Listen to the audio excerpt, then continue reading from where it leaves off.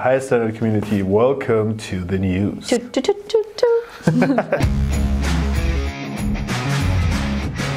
First story of the day, Anna, what is it? So you know Mark Zuckerberg and his project for a stablecoin, now called Diem. And well, this is no longer a thing. They have sold Diem. So Mark Zuckerberg's stablecoin project is officially shut down. They sold it to someone else and they're no longer going to be having it as Meta. Wait, really? Let me call up Mark. Hey Mark, what's going on with that stablecoin thing? What didn't work out? Why? Oh, because banks didn't like you? But you need banks, right? Ah, okay, so you're not in crypto? Okay, so what's that Meta thing about? I don't get it. Okay, let's talk next time. Bye. Bye-bye. Well, I don't get Mark. I don't get Facebook. What was that thing about? I mean, you have millions of users. You have to monetize them somewhere past advertising. Let's get a crypto in. Yeah, let's call it Libra. Oh, regulators knocking on my door. Not gonna happen. Oh, let's make it a stablecoin. Then they don't have anything to do. It's not a security, blah, blah, blah. Right. Never gonna happen. They're not gonna let Facebook do it. So it seems like compliance was not happy with Facebook. Like, I would say central banks at the end. And then they decided to sell it off to Silvergate. That's right. A US bank. Good luck. Okay. I mean, fun fact though, if they were able to pull it off and have a coin that you have on WhatsApp, for example, that would be like through the roof. Like, just look at the Chinese app, you know, when you can do payment through messaging, you already have the users, just monetize them. So I think they're going to keep trying somehow, you know, if it's in the metaverse somewhere, but they're going to try. I don't think they're giving up crypto, even though they say, you know, they're no longer involved. Yeah. We'll see. But they sold the brand pretty expensive, like 180 million US for I think the brand as well as some technology developed. That's a lot of money. Right. Yeah. Just what Facebook needs. More money. Awesome. Cool. Second story of the day. Visa customers made $2.5 billion in crypto-linked payments in the fiscal year. Actually, in the fiscal Q1, so far in 2022. I think what we see here is big credit card companies are finding a new form of revenue. They're finding crypto can actually benefit even their old dusty business models. And what is surprising to me is this innovation is getting, I think Visa is on the forefront on that innovation and winning the race. How will MasterCard, how will Amex, American Express, how will the other ones react to this? Oh, I think Amex is out of that. Yeah. Like they're not, I don't think they're getting any crypto anytime soon. Like what? No, but I think there's one thing though, because they have the fiscal year all swapped, it's not actually beginning of 2022, but end of 2021. So high prices and people spending their crypto with Visa. So obviously, you know, there's this whole thing happening with ups and downs of the market. But basically they're saying that like 70% of the money they made that quarter was with crypto related things. So you're telling me that Visa's 70% money is coming from crypto. It's like, or related to crypto. You know, it's like, maybe no one was spending before Christmas? Only the crypto people were spending before Christmas? Yeah. What? No, I don't think so. But yeah, it's great, this development in that space. We, with the standard, we are also looking for card issuers to use our stablecoins to top up the cards and swap them immediately in the local currencies, so people can actually start spending our stablecoins in the real world. And yeah, I mean, this is amazing news. And I think Visa is, again, winning that race. But let's see, MasterCard. All right. My bet is on you. Come up with some cool product. And let's see how MasterCard and hopefully Amex, I do like Amex. Well, I've been using an Amex for quite some time. But anyhow, so for transparency reasons, I have to ask you, how much of that 2.5 billion was you buying Christmas presents with your crypto? Yeah. Okay, next news. Okay, next news. Cool. All right. That's some stablecoin news. Anna. Yes. Want to present? So, the Fed releases new research on risk and promise of stablecoins. So they're basically, you know, paid a bunch of money to someone to create a report that says that stablecoins are a safe haven. So people are using them more than crypto because they want to keep their value. and that there's some promise to it, that the peg to dollar can have problems, can dysregulate the US monetary policy, but the stable ones should be fine. Yeah. Sorry, the algorithmic ones. Just messing it up there. But what's surprising to me in this report is it seems like they just focus on these packed stablecoins. That means stablecoins that are usually very centralized, like the Tether or USDC, and that give the promise to have $1 US dollar in a bank account for every Tether circulating on secondary markets. So while I see that this report really focuses on one part of the whole stable coin movement, it really doesn't say how to work with soft peg, algorithmic stable coins, and so on.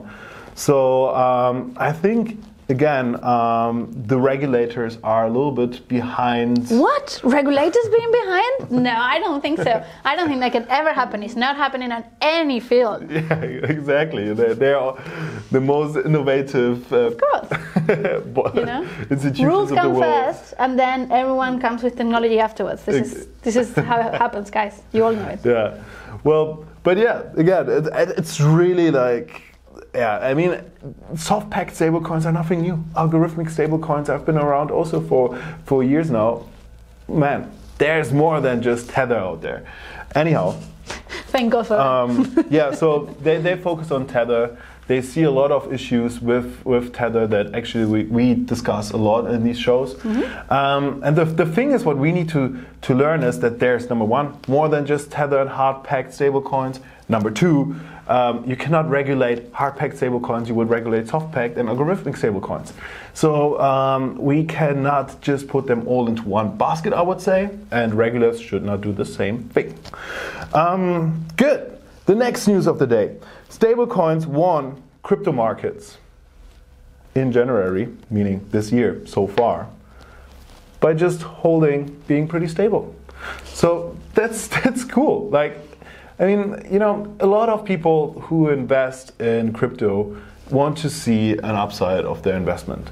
They buy Bitcoin, and the next thought is, when do I get my Lamborghini? I think this mentality is changing, but I think a lot of people still think their bank accounts will moon as soon as they get into crypto. Right. So, in a market like this, prices are dropping. People are burning their fingers. I actually sorry for this for everyone who actually lost in this bearish market, but deal with it. this volatility has been part of that journey. So for people that are longer in that game, they usually tend to be more relaxed about it. Yeah, I mean, of course, like, stable coins, stable, everything else going down. Yeah, stable coins, right? Yep. So we're all in the same boat, and this is like it's happening. Yeah, but the awesome thing is, although the markets are going down, people are not losing faith in that industry. Right. They're not losing faith in stable coins, for example. And stable coins really showed, most of the big ones, were solidly pegged to the underlying currencies. I mean, that's awesome, and that's good news that these stable coins remain stable, but that means also that's competition for us. Because there is a stablecoin race. There is that race. Who is winning? Which kind of stablecoin is winning? Is it a hard-packed one? Are this really the future, the more centralized one? Or the decentralized, soft-packed ones? Or the algorithmic ones? So which stablecoin is really winning? And one of the determining factors for this race is, who would guess, how stable these are? Very stable. All right. So another great stablecoin news. It's one thing was about holding the pack and being actually bearish market resistant, but also the other great news about stablecoins is that more and more people are getting to use them. So we see 4x, 5x on different stablecoins in terms of market cap, in terms of issuance. And this is compared to last year. This is awesome. We will see more and more people coming into that space and actually using stablecoins, for example, as a hedge in a bearish market when prices are dropping, to get into stablecoins rather than into a fiat currency or other alternative assets. But also seeing these stablecoins being used in, for example, the payment of freelancers, sending value across the world. Right. And I believe that while they are still safe havens for people that invest, they actually do have a real life purpose. And this is what we are also with the Standard focusing on, building stablecoins that have that real life purpose, meaning that are built for transactions, that are built for providing liquidity into different markets, and so on. So stablecoins issuance is going up, is spiking, and I believe, not giving here financial advice, but I think people will be dragged towards stablecoins more and more in the next years. Right. And so, I mean, stablecoins are like a big part of the crypto market, but it's still like under 10%. So, you know, I think there's still like a huge room to improve, and a lot more are coming on. But also what you were mentioning before about like the race, right? So we gotta start sprinting. Yeah, yeah, we are sprinting. Yes. Everyone is like a lot of different projects are trying to build the global infrastructure for stablecoins, and I think we are on here something with the Standard. Yeah, cool. All right, last bit. The last news of the day. Okay, so last bit of news. How did a former Quadriga exec end up running up a DeFi protocol? So what happened here? You know Wonderland? Yeah. Well, turns out they had like a partner who was, you know, sort of anonymous, and their identity has now been revealed. You want to know who that was? Yeah, tell me. Okay, so it was Michael Patron, who was actually involved in something before. Quadriga CX co-founder Michael Patron. So it was Michael Patron who was involved in Quadriga CX. Are you familiar with that? Yeah. Quadriga CX? Wait, the Canadian crypto exchange that ran away with a lot of money? The Canadian crypto exchange, that's right, precisely. 190 million. Wow. Well, that's a great person to have on your treasury desk. Well, actually, not at all. Why? Yeah.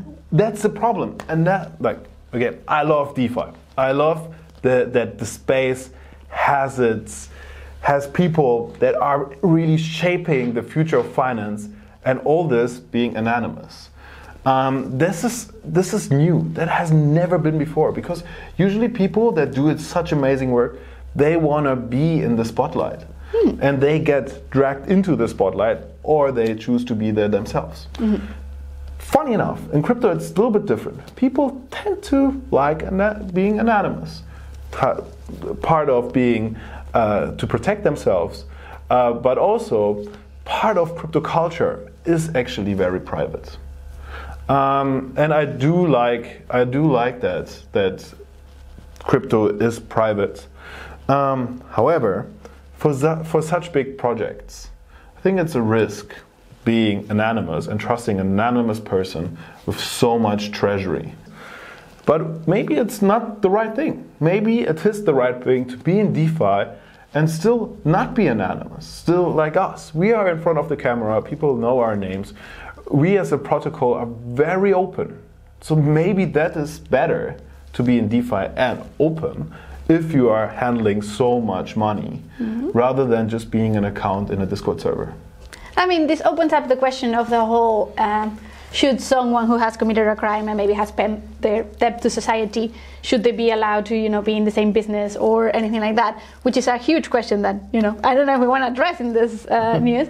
But I think definitely there's an element of transparency, right? The problem is they never disclose it from the beginning. Maybe they thought it was not a good idea to disclose it, you know, for obvious reasons. But also, if then people find out afterwards, then, well, that's horrible, you know, that's like a nightmare, because it seems like you were trying to hide it. So I think transparency, when you're looking out there for protocols, look for transparency in the team, in what they're doing, etc. And then, you know, I mean, I definitely think that, yeah, there might be room for anonymity, but, you know, you should definitely do your due diligence and figure out what's happening out there before checking it out. So yeah, you can see our faces, you can see our names, you can see it on the website, you can see us everywhere. So I mean, transparency is something we value very much, and we also have it going through our core. Cool. Yeah, so that's the last news of the day. To recap, stablecoins are cool. There is a stablecoin race going on.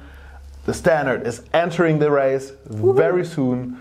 There are good things about stablecoins, about their usage, about their adoption. Big institutions like credit card issuers like Visa are working with crypto. It's just a matter of time until we will have more and more crypto Visa debit cards. I'm wondering if MasterCard and such will enter the race.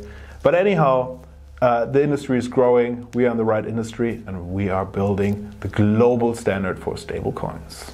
Oh yes. Okay, anyhow, guys, if you like that news, subscribe to our YouTube channel, subscribe to our Twitter, join our Twitter group, join our DAO.